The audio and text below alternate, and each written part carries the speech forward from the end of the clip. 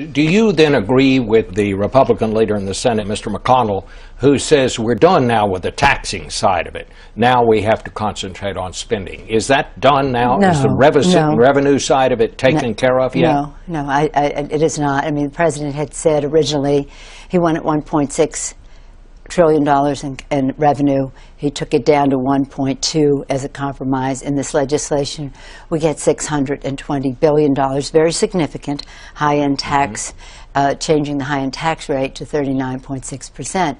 But that is not enough on the revenue side. We've already agreed to $1 trillion in spending cuts, over $1 trillion in spending cuts. So what are you talking about there? Are you talking about more taxes?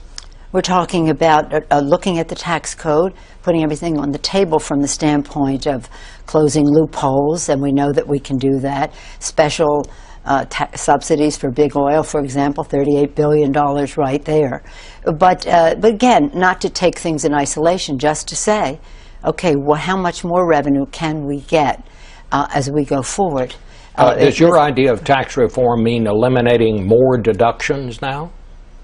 My idea of tax reform is to have a comprehensive view.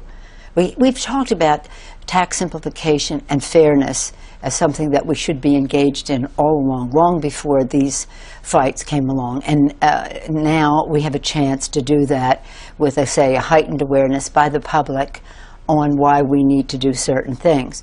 So let's put on the table what it is that we can in order to increase revenue. We've changed the rate.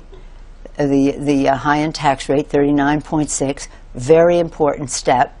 And again, there's much more that we can do by just subjecting it to the scrutiny of what is bringing in revenue, what is creating growth. And we don't want to hurt that. If there are some tax provisions that create growth, we want to support that. So again, taking it one step at a time, but not in isolation, say, would you do this, would you do that? Well, no, let's look at the whole But people who are listening to you this morning are going to say, she's talking about more taxes. She's talking about bringing in more in one way or another by increasing taxes. One thing I'm not talking about is bringing in more at the expense of the middle class.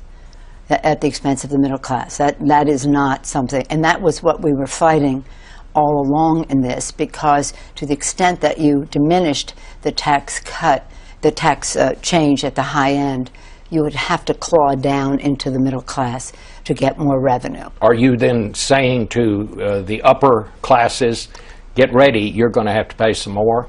This is not the end of it? Well, I'm saying that's not off the table. That's not off the table. That's not off the table.